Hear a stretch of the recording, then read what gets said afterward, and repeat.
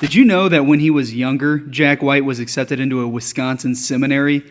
The now iconic rocker almost pursued the life of a priest, but changed his mind when he couldn't bring his guitar amp along. So you think you know Jack White.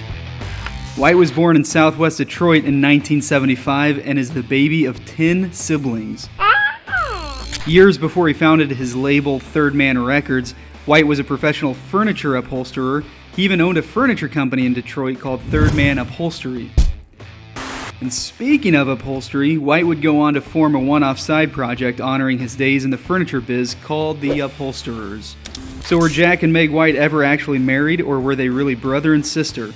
Trying to put the debate to rest, Entertainment Weekly published the official marriage certificate between the White Stripes bandmates. For those fans who picked up a copy of the White Stripes' fourth album, Elephant, did you know that the British version's sleeve was made out of elephant dung? White once said, "We forgot to tell people about that at the time." Whoops. One of White's first Grammys came from his involvement with country legend Loretta Lynn.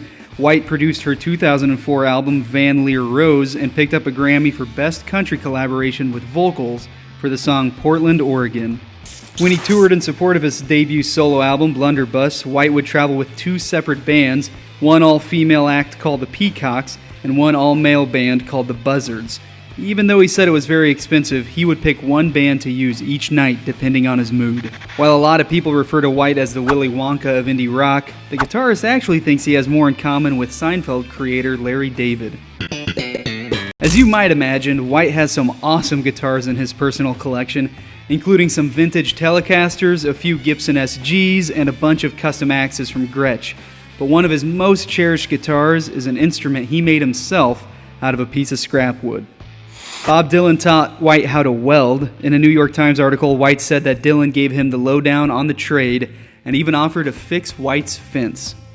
And speaking of Dylan, White says a Dylan concert was the first he ever attended and swears his seat number at the venue was 666. White's Third Man Records headquarters is located on 7th Avenue in downtown Nashville, and it's surrounded by a methadone clinic, a halfway house, and Nashville's main homeless shelter.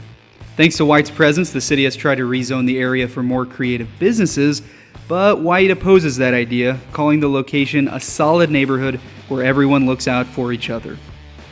Stay tuned for more rock trivia soon, and make sure to subscribe, like us on Facebook, follow us on Twitter, and always check out the best in rock and roll right at Diffuser.